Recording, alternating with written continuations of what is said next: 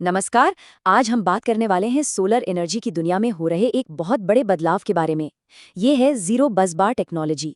चलिए समझते हैं कि ये क्या है और क्यों ये इतनी जरूरी हो सकती है। हम सब जानते हैं कि सोलर पावर कितना अहम है, लेकिन क्या कभी ये सोचा है कि इसे घर घर तक पहुंचाने में सबसे बड़ी रुकावट क्या है? ये एक ऐसा सवाल है जिससे पूरी इंडस्ट्री जूझ रही है। इसका जवाब सच कहूं तो थोड़ा चौंकाने वाला है।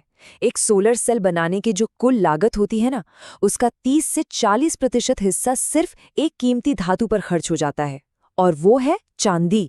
जी हाँ, वही चांदी जो बिजली को इकट्ठा करने के लिए जरूरी तो है, लेकिन बहुत ज्यादा महंगी भी है। तो मतलब साफ है, अगर सोलर एनर्जी को सस्ता बनाना है तो इस चांदी पर निर्भरता को कम करना ही होगा।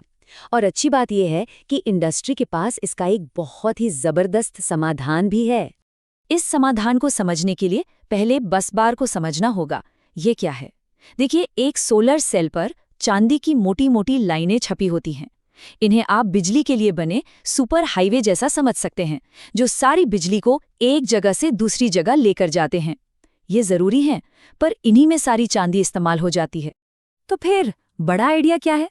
क्यों ना इन महंगे चांदी के सुपर हाईवे को पूरी तरह से हटा ही दिया जाए।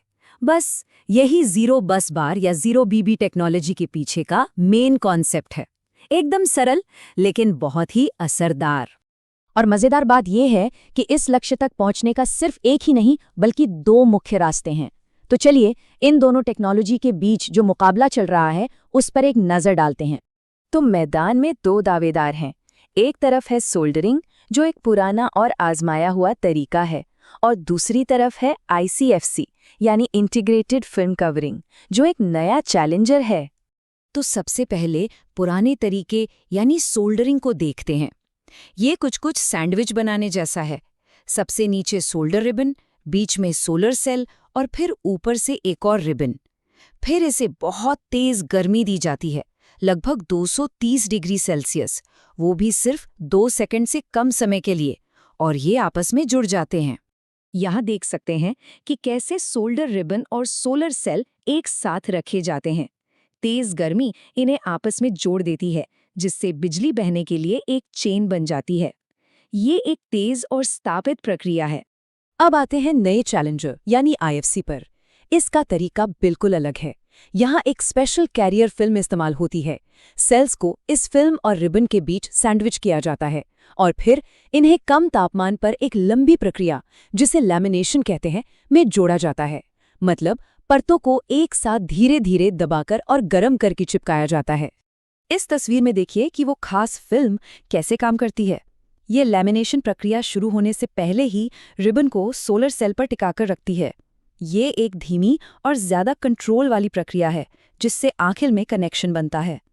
एक और दिलचस्प बात है, इन दोनों प्रक्रियाओं में सिर्फ तरीके का ही फर्क नहीं है, बल्कि इनके लिए सोलर सेल पर भी थोड़े अलग तरह के प्रिंटेड पैटर्न चाहिए होते हैं। अगर ध्यान से देखें तो दाईं ओर वाला IFC पैटर्न थोड़ा अलग है, ताकि वो फिल्म के साथ बेहतर तरीके से जुड़ सके। तो अब सबसे बड़े सवाल पर आते हैं। परफॉर्मेंस के मामले में इन दोनों में से कौन बेहतर है? इसी का पता लगाने के लिए रिसर्चर्स ने इन दोनों टेक्नोलॉजीज को टेस्ट किया। नतीजों पर जाने से पहले एक शब्द समझ लेते हैं, कॉन्टैक्ट रेजिस्टेंस। इसे ऐसे समझिए कि बिजली को सेल से तारों में जाने में कितनी रुकावट आ रही है। जितनी कम रुकावट उतना ही अच्छा। तो यहाँ नंबर जितना कम होगा, परफॉर्मेंस उतनी ही बेहतर मानी जाएगी। तो चलिए देखते हैं किस टेक्नोलॉजी ने बेहतर इलेक्ट्रिकल कनेक्शन बनाया।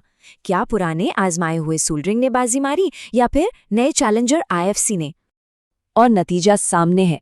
IFC तरीके ने काफी कम कॉन्टैक्ट रेजिस्टेंस दिखाया। इसका सीधा सा मतलब है कि ये नई टेक्नोलॉजी बिजली के बहाव के लिए एक ज्यादा कुशल, एक ज्यादा एफिशिएंट कनेक्शन बनाती है। लेकिन इलेक्ट्रिकल परफॉर्मेंस से भी बड़ा फर्क एक और चीज में था, और वो था इस इनोवेशन का असली मकसद, यानी कितनी चांदी बची। और यहाँ के आंकड़े तो कमाल के हैं।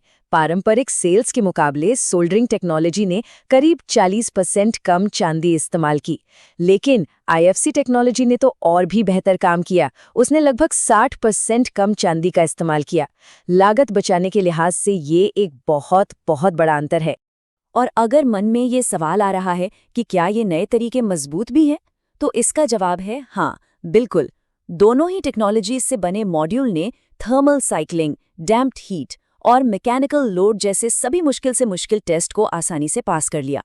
यानी ये लंबे समय तक टिकने के लिए बने हैं। तो इन सब टेक्निकल बातों से हटकर सोलर एनर्जी के लिए इसका असल मतलब क्या है? इसका मतलब है एक ज्यादा उज्जवल और ज्यादा सस्ता भविष्य। जैसा कि इस स्टडी के लेखकों ने खुद कहा है, इन दोनों टेक्नोलॉजी में भविष्य में बड़े पैमाने पर उत्पादन की बहुत बड़ी क्षमता है। मतलब ये सिर्फ कोई लैब एक्सपेरिमेंट नहीं है, ये एक असली दुनिया का समाधान बन सकता है। तो ये हमें एक बड़े सवाल पर लाकर छोड़ देता है, क्या चांदी पर अपनी निर्भरता को खत्म करना ही एक पूरी तरह से सौर ऊर्जा से चलने वाली दुनिया की चाबी हो सकता है? ये नई खोज हमें उस भविष्य के एक कदम और करीब जरूर ले जाती है।